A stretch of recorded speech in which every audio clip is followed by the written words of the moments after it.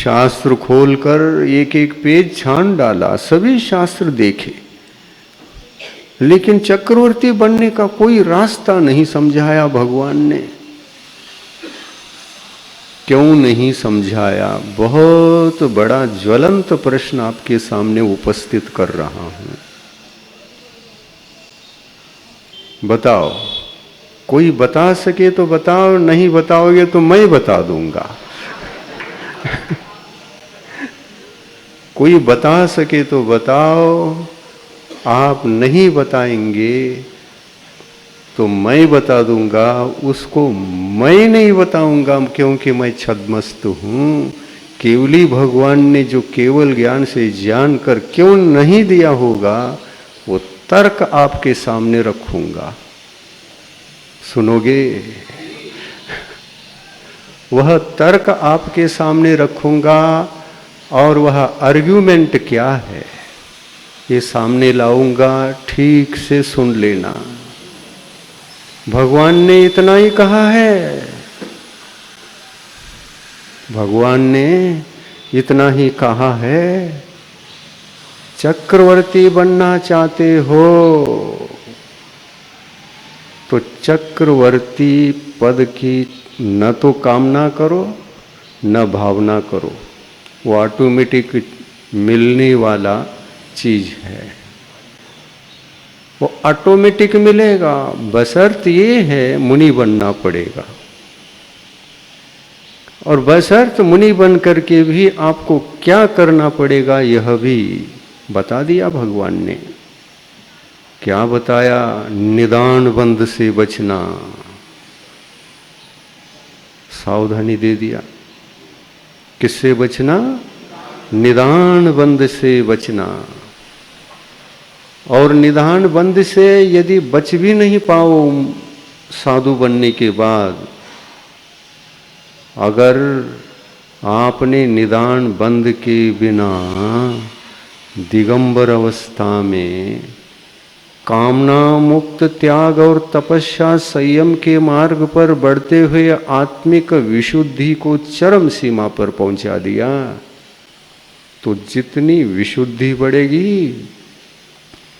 उतनी ही शक्ति को लेकर, बल को जुटाकर वह विशुद्ध भाव पुण्याश्रव करेगा, पुण्यबंध करेगा। और यह पुण्याश्रव और पुण्यबंध कहाँ तक होगा? बंध की प्रक्रिया तो छठे सप्तम गुणस्थान में भी चलती है और इसके आगे भी है। तो पुण्य और पुण्य प्रकृतियों में जो बल आता है, उस बल का नाम फलदायक बल, और उसी बल के कारण से हम चक्रवर्ती पद पा लेते हैं। क्वालिटी का पुण्य है। क्वालिटी का भाव होने से क्वालिटी का पुण्य भी बंधेगा क्या? नहीं। और ये भाव कामना से बिल्कुल रहित होते हैं। कामना अगर आ गई तो हम भिखारी हो गए। भावना अगर सुरक्षित है तो भी ठीक है, लेकिन भावना करने की आवश्यकता ही नहीं, भगवान बता रहे हैं। न भावना करो न कामना करो। तीर्थंकर बनना चाहते हो तो फिर हम भावना बता रहे हैं, उनको स्वीकार करो।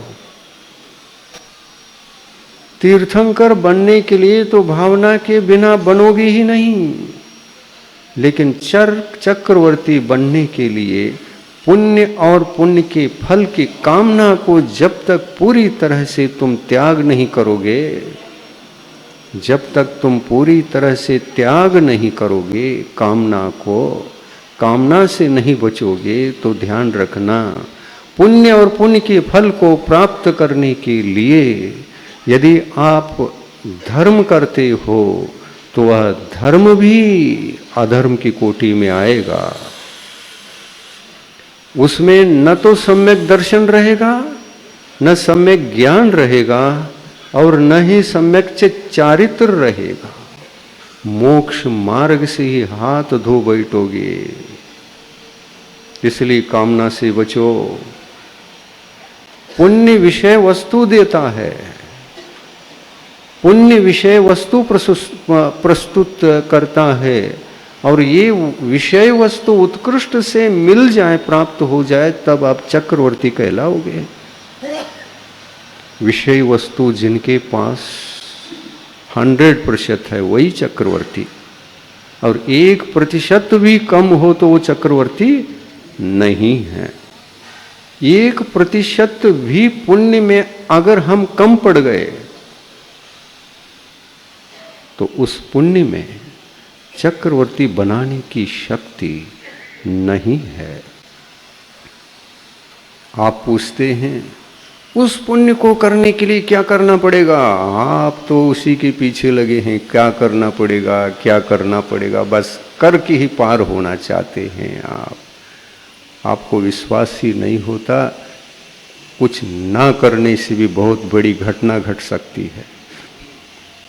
और चक्रवर्ती पद ऐसा पद है, ना करने वालों के जीवन में ही चक्रवर्ती पद घटता है। न भावना भाव, न कामना करो, विशुद्धि को बढ़ाओ। जिस विशुद्धि के बल पर पुण्य में ऐसा बल आ जाए वस्तु प्रस्तुत करने की कि उसमें 1% भी कमी ना हो, इतना समझ में आया, इतना दिमाग में बैठ गया। अगर ये बैठ गया तो मैं आगे बढ़ता हूँ, क्योंकि विषय की हमारी भूमिका निर्मित हो चुकी है। अब मैं चलता हूँ। हम धर्म की बातें कर रहे हैं। सम्यक दर्शन धर्म है, सम्यक ज्ञान धर्म है, सम्यक चारित्र धर्म है, तीनों धर्म है। किसी एक की भी उपेक्षा नहीं की जा सकती, क्योंकि उपेक्षा करके कोई धर्म, किसी भी तीन में से किसी भी धर्म की आप अपेक्षा रख ही नहीं सकते। चलो थोड़ा सा तर्क से इस बात को और आपके सामने रखता हूं। ऐसा आखिर क्यों? फिर हमको सम्यक दर्शन से मतलब है, तो चारित्र के अपने जीवन में जरूरत क्या है? ये बार बार प्रश्न उठता है और मन को सताता है। तो सताता है तो या तो भगवान के पास जाओ या तो यहां आओ, सही रास्ता मिलेगा। और भगवान की वाणी जैसी है वैसा ही मिलेगा। ये एजेंसी चलती है, मिक्सिंग कुछ नहीं चलता यहां। जैसा माल वहां से लिया गया है वैसा ही माल बेचने का, और फायदा के बिना, निस्वार्थ, कोई पैसा नहीं चाहिए, आपकी कोई दान दक्षिणा नहीं चाहिए। जैसे भगवान की दिव्य ध्वनि निस्वार्थ खिरती है संसारी प्राणियों को।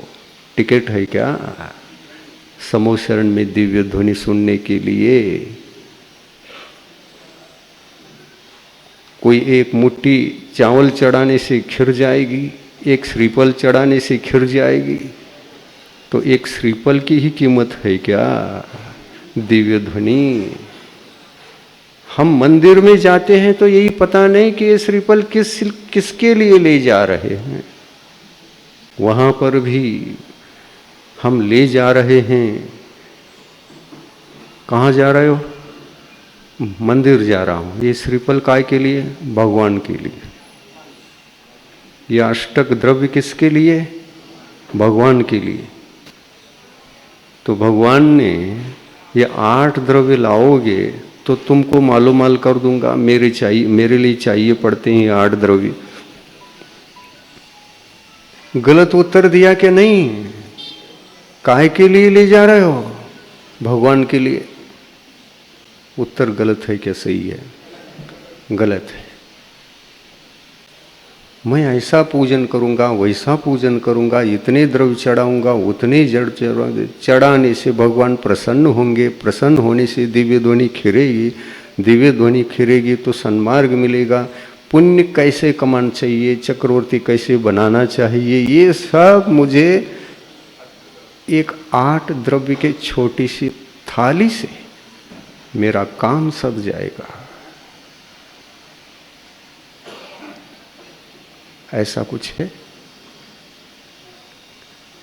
अब भगवान की दिव्य ध्वनि को क्या समझते हैं?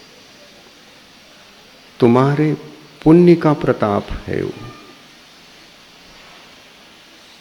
आप में इतना विशुद्ध पुण्य था, आप कैसे भी हो इससे कोई मतलब नहीं।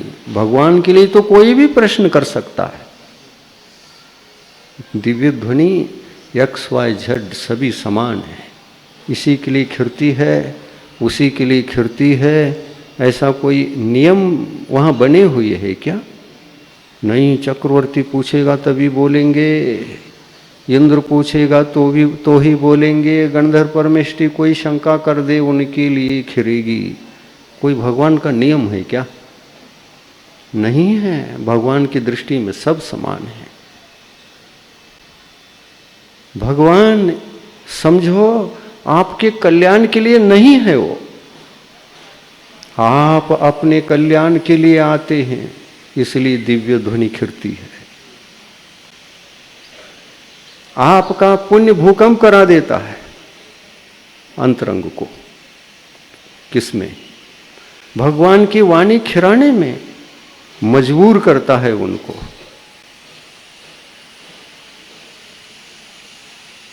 ये कोई इच्छा पूर्वक उपदेश देने का कार्य नहीं है। भगवान इच्छा पूर्वक उपदेश नहीं देते। इच्छा तो विकल्प हो गया। फिर बोलते समय भगवान सविकल्प हो गए। इच्छा अगर है, इच्छा जनित जो विकल्प है वो सविकल्प दशा है, और ये सविकल्प दशा तो सामान्य जीवों में होती है, भगवान में कहां से आ गई? भगवान केवल ज्ञानी हैं, वे कभी भी विकल्प नहीं करते कि मेरे दिव्य ध्वनि को अब इन्होंने निवेदन किया है तो खिरा दूं। विकल्प नहीं आता। ध्वनन शिल्पी करस्पर्शान मूर्जः किमपेक्षते। रत्नकर्ण श्रावकाचार्य में उदाहरण दे दिया। भगवान की दिव्य ध्वनि कैसे खिरती है? तो कहते हैं शिल्पी अपने हाथों का स्पर्श करता है मृदंग पर, मृदंग पर स्पर्श करता है।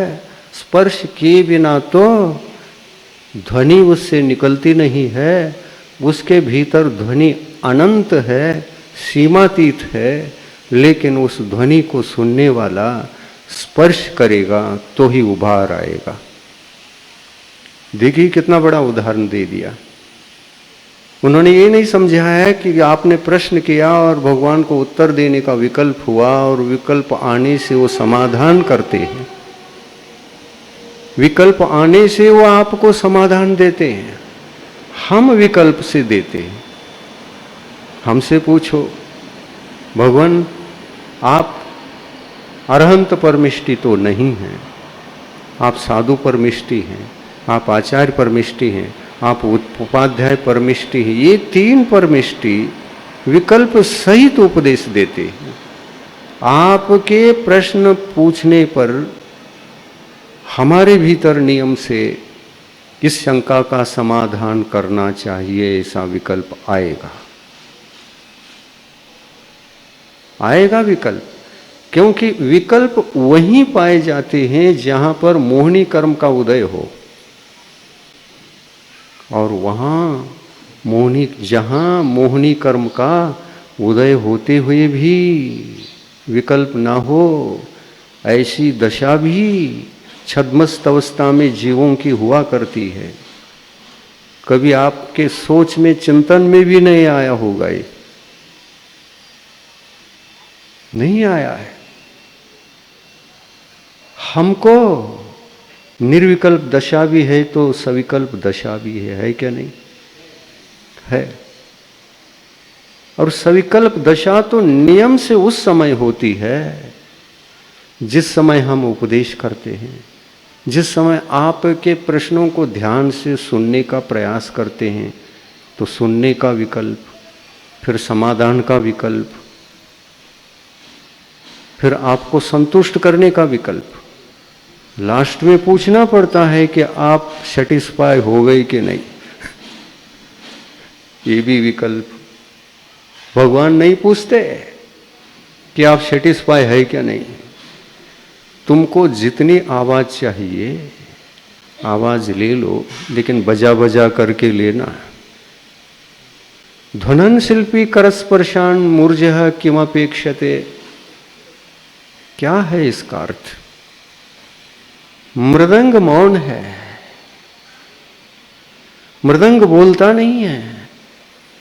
एक मृदंगवत केवल ज्ञानी होते हैं, अरहंत भगवान होते हैं।